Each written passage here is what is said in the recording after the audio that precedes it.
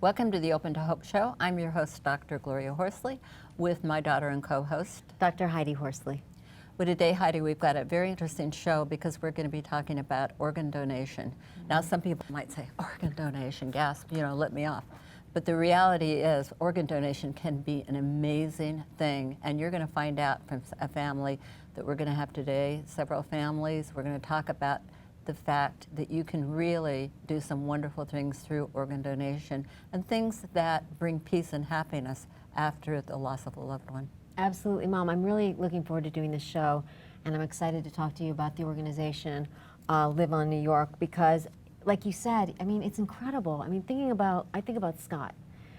And, Your brother who died. My brother that died when he was 17. He died in a car accident, and he was in a situation where he couldn't donate his organs because of the way he died. However, if he had been in a situation where he could, it would have been amazing. I mean, to know that your loved one is kind of living on literally in other people is pretty incredible. Mm-hmm. And we did a radio show a few years ago with a man named Chet Zuber, and you can hear the show, and he is living with his daughter's heart.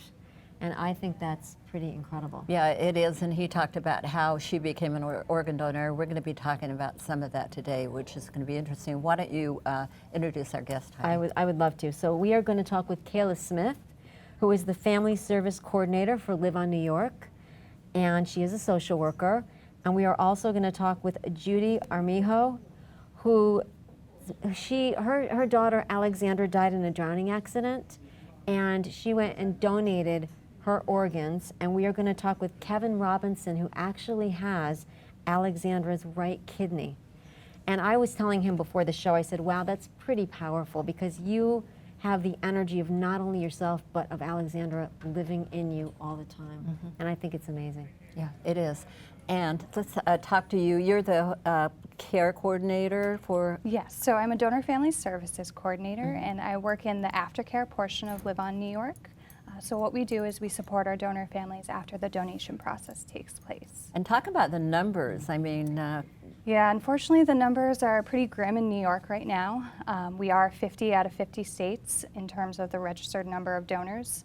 Unfortunately, even though most New Yorkers say that they support donation, only 27% are actually registered, whereas nationwide it's 50%. So it's quite a disparity, unfortunately. So Kayla, if I I have checked this, the box organ donor in New York on my license, do I need to do anything else or is that it? So you've checked it on your actual physical license? Yes. Yes, so unfortunately that is not enough to be legal consent. So you would need to register either at the DMV. You can also now register when you register to vote or when you sign up for IDNYC, which is a new program in New York City. Okay. Or you can actually go on our website, liveonnewyork.org, and register there. Oh, I love that you can go on the website, Live on New York. Yes, yeah, you can print out an enrollment form or you can go through the website there. We'll talk about how many people can an organ donor help? Mm-hmm. So one organ donor can actually save up to 8 lives. That's amazing. And through tissue donation, it can impact about 50 or more people. That gives me chills. Yeah. I mean, just to be able to save lives, to have our loved ones save lives after they've died is pretty incredible. Definitely. And the tissue donation is amazing. What about ages, and what are the major things that people worry about regarding donation? So the major concerns that people have when considering donation? So a lot of people have this understanding that if they sign up to be a donor, that doctors are not going to care for them to their fullest capacity in order to get their organs. So, that is a myth, and that is something that is a concern that we see a lot. So we have to talk to families a lot about that. And a lot of people do have concerns about their own health, and they kind of rule themselves out and say, oh, I'm not healthy enough to be a donor. Well, I said that to somebody on the phone when I was setting this up. I'm in my 70s. I don't feel like I could be an organ donor. Is that true? That is not true at all. So we always encourage people to never rule themselves out. It is a determination that the doctor would make at the end of your life. We've actually had in the United States a donor as old as 92. So nothing is really a rule out. It's interesting, Heidi, when you say, oh, I checked the box, on my driver's license. I thought that too. I thought I was an organ donor. I bet there are a lot of people who think they are. Yeah. So that shows your intent, and you intend to donate, and that is, important because then your family would know that that was your intention. But in order to be on the legal New York State registry, you have to do it through the Department of Health and the avenues that we discussed. And how often can families, so once you've donated your loved one's organs, do you have access to the people that get them? Yeah, so that's one of the major roles that I have in our organization is connecting donor families and recipients. Definitely my favorite part of the job. And what we do is we connect families originally through written correspondence. So everything's very confidential in the beginning phases, and it goes through us, and then it goes through the transplant center where the recipient received their transplant. And then when the recipient writes back, it goes the opposite direction. So after some time, if both parties want to have direct contact or meet, that is something we can arrange. And are you there when they meet? Yes. That we must be are. pretty emotional. Yeah. So Judy, who will be on the show today as well, I was with her when she met Kevin. Wow. Really amazing. Well, let's see the roll-in clip that your organization has made, and then we want to talk to Judy and Kevin. Great. Organ donation is quite remarkable. It brings life to those whose lives are in peril. It brings comfort, pride, and even joy to those who are saddened by loss. It enriches the legacy of those who selflessly give.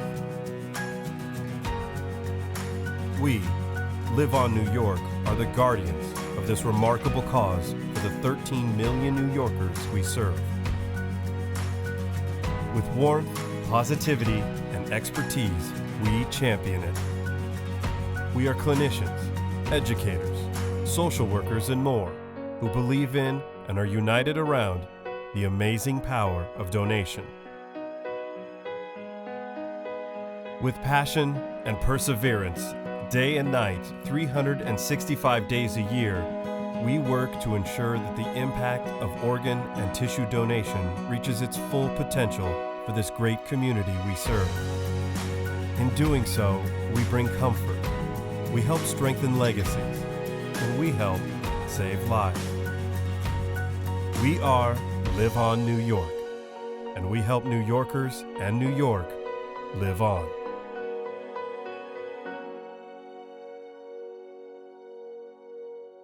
Well, Judy and Kevin, thank you so much for being on the show. And Judy, I just felt like I got to stand up and give you a little hug. Oh, Kevin came all the way from Colorado, right? A big one. Oh, yeah, okay. I flew in this morning. Oh, how fantastic to come in, and what a legacy Alexandra has given. absolutely. Pretty incredible. I think so. Yeah. Really is. Tell us about her. She was a producer? Yes, she had produced her first film. It was a short, and that was completed just a few weeks before she passed away, and then it went into post-production work, and we had a small premiere in October. She had started her own fashion blog and had launched that on Instagram and was doing very well with that. So she was very creative, she was very intelligent. She was left brain, right brain. That's one of the things I miss most about her is her intelligence, because you could talk about anything with her. Yeah. She always knew certain Yeah. things. She was just she was a great kid. She is a great kid. And you were telling me that she had already decided she wanted to be an organ donor. Yes, we had the conversation. My mom passed away a few years ago, and she died sudden death, car accident, that dreaded call. And at my mom's funeral, we all talked about it as a family, all of us.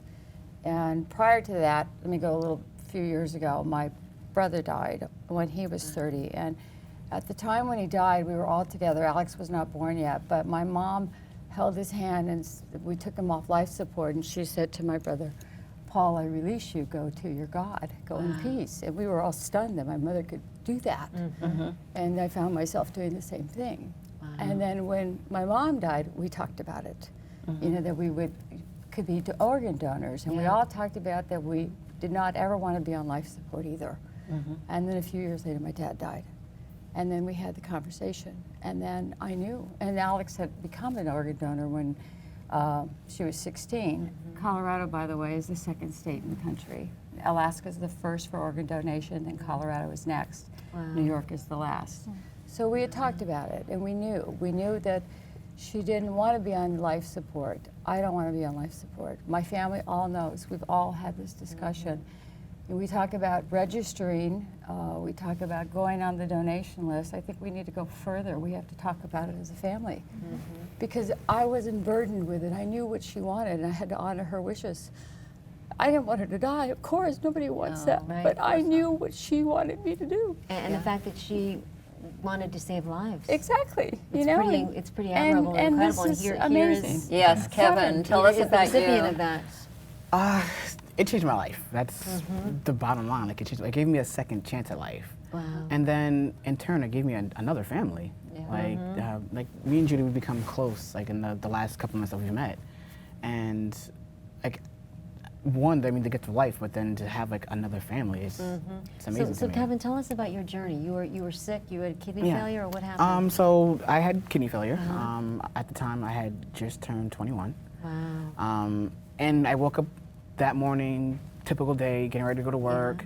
I was running late for work, so I'm late to everything. I got to work. I realized my vision was really blurry. Yeah. And I was, starting my opening procedures at my job, and my vision just went. Wow. And at the time, I had a flip phone, and I had like one of the numbers, set for my mom to call her on speed dial. And I was like, Ma, I said something's wrong. Like you have to, come get me. You have to go to the hospital. I can't see. Wow, that's scary. So we, to me, she got there lightning fast. We went to the ER. They took my blood pressure. My blood pressure was 220 over, I think, 180. Wow. They did a couple of other triage things, and it was like, yeah, there's protein in your urine, and then they said they think there might be kidney failure. Wow. And then here I am now. That's amazing. Yeah, that was like 9 years ago. Now, how long did you have to wait to get a kidney? Well, I had been on dialysis for 9 years. I had started the process of to get a transplant. Yeah. And then I stopped. And then I just completely stopped it for like 5 years. And then recently, like right before, like maybe a year before I had the transplant, I started the process all over again. And then I got activated on the list, and then 2 days later I got the call. Wow. So I was officially on the list only for 2 days. Wow, that's incredible. And how long ago was that you got Alexander's kidney? I got the transplant on September 14th, 2015. So I call that my second birthday. That's amazing. Yeah. Now, when did Alex die? How long's it been? It was actually September 1st, and we were in the hospital for 13 days. And Just this last September? yes, last Wow. year. Wow. And So she early. actually, we just found out that she had a genetic issue, and it's called long QT syndrome, which caused the drowning. Okay, so So she it's had actually she had the had- long QT while she which was swimming. We didn't know she had that. It's Yeah. genetic. And she had a heart attack in the water, Wow. and then she drowned. Yeah. And she was brain dead, which makes you qualifies you for being a donor. And she was in the hospital for 5 days. For 5 days, the hospital did everything they could to save her, everything.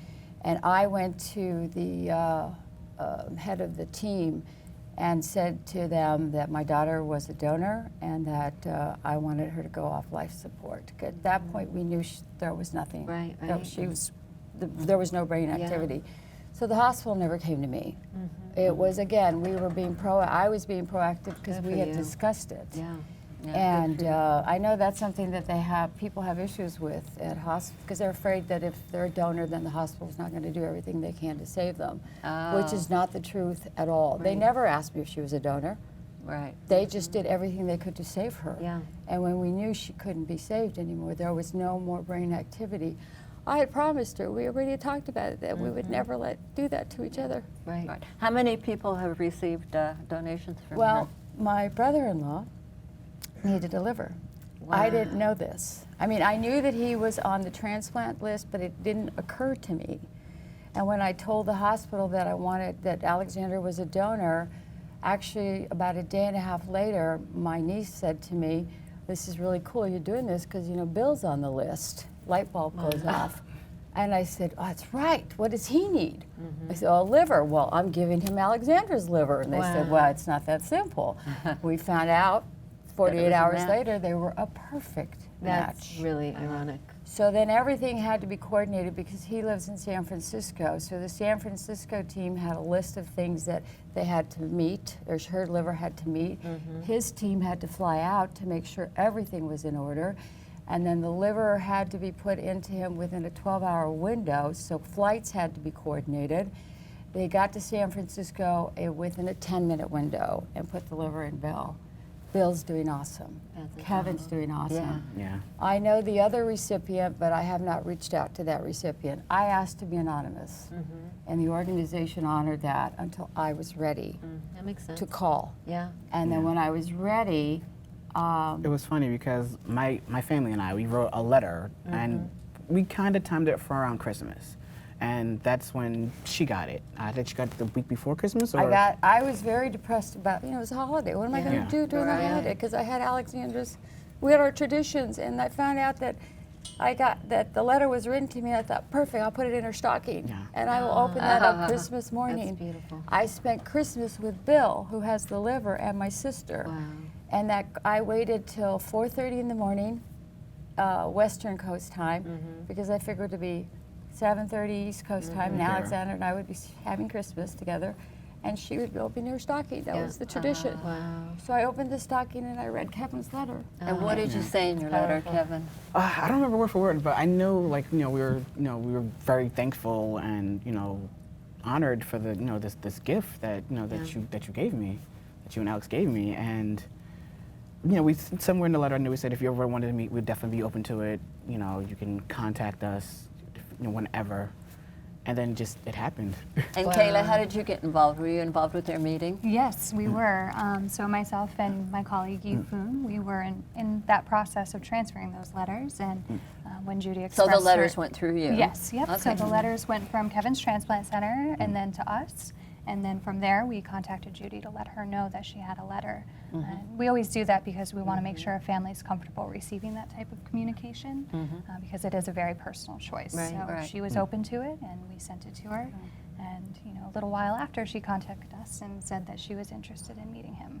Wow. And So what- then we go forward from there. And what was funny is, like, I got a call from my transplant team Yeah. saying, like, oh, the donor family would like to meet you. Would you like to meet them? And I was like, yeah, of course. Like, who wouldn't? Like, I'm like, carrying, their family members, body, like parts of their body. Like, Yeah. of course I want to meet them. I want to say thank you in person. Yeah. So for me, it was a no-brainer. That's very cool. And it's And huge what for was it me. like when you guys saw each other? Oh, if it was just a split second, and we were both in each other's arms. Yeah.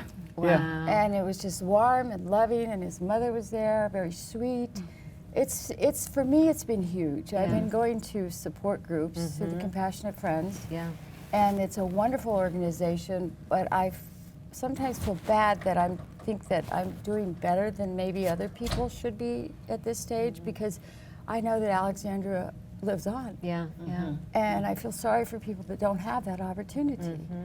And I can talk about her with Kevin. Yeah. I can Actually, share. I don't know as much as I can That's about her, very cool. honestly. Right. Like, I really want to And- know and her. just knowing that that her life has had impact for other people. And I look at it today now, it's like, would you like the gift of life? Yeah. Absolutely. Yeah. If you had that And your opportunity, family members, would yeah. you like the gift of life? Yes. Who wouldn't? Exactly. Absolutely. And I'm just thinking about Alexander's energy being inside of you. Is it? Do you think about that sometimes? I mean, you're just that. telling the things that have happened. Right? Okay, I mean, because it's so- so cool. I mean, the concept of somebody's a part of somebody being, part of you now. He called her. I called her Lady. I called the Lady kidney K. Lady K. And Alex's name on her blog is Lady Alex. Wow, so that's it was. cool. It was like a lot of funny coincidences. Yeah.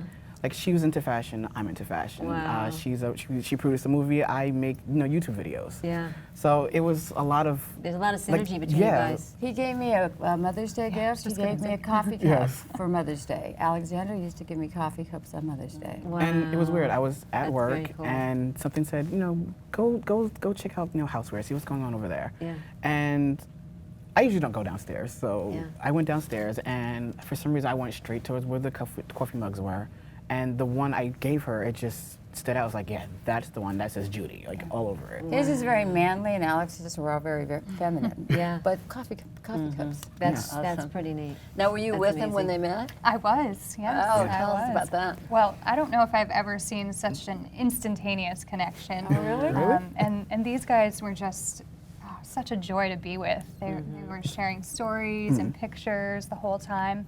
You know, just they're both talkers, and you know, they just connected so instantly, and it was beautiful to see. I mean, it felt like I've known her for like I knew I was meeting her for the first time, but something felt familiar. I don't know if That's that makes any. interesting. Yeah. That's really, really cool. Like, it was just You know, we familiar. were Because talking. he didn't know. He didn't Yeah. know about Alexandra till the day I said yes to the meeting. Yeah. Oh. So he started blogging her and Yeah. looking her up online. Wow. Yeah. And he came to me, and can I tell a story what he Yeah, said go to ahead. me? He was worried how I would accept a black man having a white girl's kidney in him. But you know what? It's funny because I mean, we think things. Yeah, I mean, yeah, you know, absolutely. And I but love that you were was- honest enough to put it Exactly. out there with Yeah. Judy and Well, just say, well- okay, I'm concerned, and that you guys had these conversations. It was I wonderful. mean, Well, I had 3 qualifiers. yeah, didn't she you, had three. right? She had 3 qualifiers. What were your qualifiers? Well, I told the doctors this, and I told the procurement team this. It was a joke. But I thought it was extremely I funny. said, I said, okay, Bill can have the liver. Great. I've designated the liver. Now I have 3 more requests. Number 1, they can't be Republican. Not Republican. Not Republican at all. Number 2, they can't be white. Clearly. And the 3rd was no evangelicals. Not at all. Can't happen. Not at all. They looked And at me I like didn't know you could have. Can you have qualifiers? No, no, not at all. They were so upset. They said, no, you can't do But that. it's That's against funny. the law. But it's funny how it just worked Fun. out because and it just happened that Yeah. Kevin met all those. That, Yeah. And Alex would be so happy. It was a match And literally made it happen. was, No, she would Literally. be appalled. Trust me. I know my It's a daughter. match That made would in have heaven. been- Well, she had exactly, something to totally, do with all that. Exactly. Absolutely. pretty cool. It's so interesting that we were talking about Chet Zuber, and he got his daughter's heart. He was a match for it, and he didn't want to take it. And he was heading to the elevator, and he heard a voice say, "Take my heart." It was his daughter. And it was his daughter. So I'm sure, it's just on and on with stories that look like coincidence, but are pretty And wonderfully Kevin is amazing. like a surrogate son now, right? Yes, Yeah. I You guys are know. like family. We have the Yeah. same hair. Kind of. yeah, yeah. And I'm working on my skin. We're getting there. We're getting there. Now you've got a good reason to come back to New York. Oh, Yeah. many reasons. And actually, I started doing some volunteer work, or not volunteer work, but got involved with the Colorado organization as well. And we're doing a donor dash, a race, and I just asked him to come. Yeah, Oh, I'm gonna okay. actually come. Fabulous. So, and he'll meet a lot of my family because my family's Well, coming together for the race as well, I too. met some of them already. Oh, yeah, we all came And, out for the yeah, event in St. Patrick's. Yeah. They're like Judy, but then on like 10. So it's like, it's her times 10. That's great. I love it. Now, Kayla, how do you follow on with the family? And So families keep can going. really participate in our program for however long they want. There's no time limit to it. Some families choose to not participate at all, and some families choose to participate for a couple of years. They'll And what does receive invi- participate look Yeah, like? So they'll receive invitations to different events that we're offering throughout the year, memorial ceremonies. We're doing a walk this summer. Different events that take place throughout the year. But we also offer counseling services in person or over the phone, and we also run a number of support groups for the families as well. So, if they want to continue to receive invitations to those types of services, they can, for as long as they'd like. it's interesting too. You were talking about different ways that families can sign up. But what I want to tell people before we end this show is you need to sign up, right? Yes. Not just, you need to Not be. to just check it off you on need- your Yeah, driver's not just like license. I have. And you also maybe need to be proactive at the hospital. to I your like how family. Judy was Talk to proactive. your I like your how you family were about it. proactive in the Because hospital. otherwise the family has such a tremendous burden. Yes, you're you're right. losing the person you love, and Yeah. now you have to decide this as well too. Yeah. Yep. You're right, I Judy. knew. And then Well- on the reverse side, I talk to my friends. I'm like, guys, like, listen, look at me. Like, go out and just register. Exactly, I said, Kevin. you don't have to make any decisions right now. Just register. Just take that So first step. do it and register. And we Yeah. want to thank you guys for being on the show. Thank you. And it's been fabulous. Thank you so Thank you. much. And Thanks for having us. we're going to have Alan Peterson. He's going to sing for us Love Lives On, which I love. I think it's the Yes. perfect song. It does. Because Yeah. love lives on and on and on through this organ donation. And thanks again for watching. And Heidi and I always want to remind you that if you've lost hope, please lean on ours until you find your own, and God bless.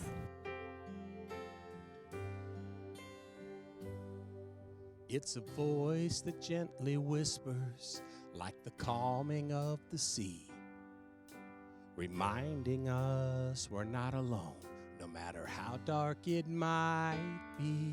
It's a comfort for the journey down a road we've never been.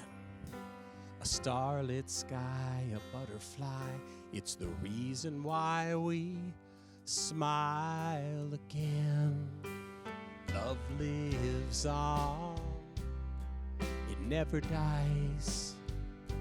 It's in our heart, it's in our eyes, a forever flame. It's never gone, memories remain, and love lives on.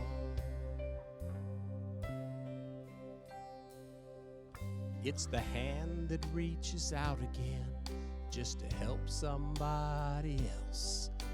The faith to believe in something greater than ourselves. It's the tear that falls in sorrow, the laughter to be found in the gifts we find they left behind. It's peace of mind, but it's solid ground.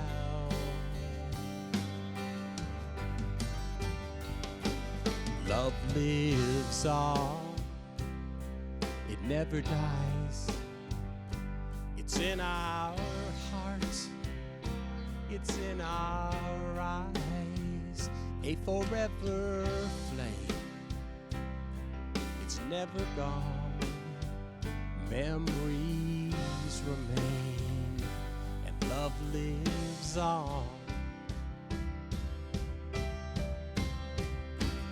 Love will keep us close together while we're a world apart. After all, you're just a breath away.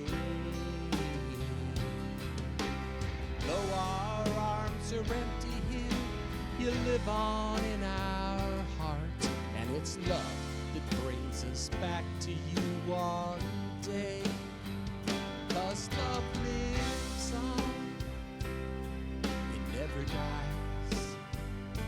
It's in our hearts, it's in our eyes, a forever flame. It's never gone, memories remain, and love lives on.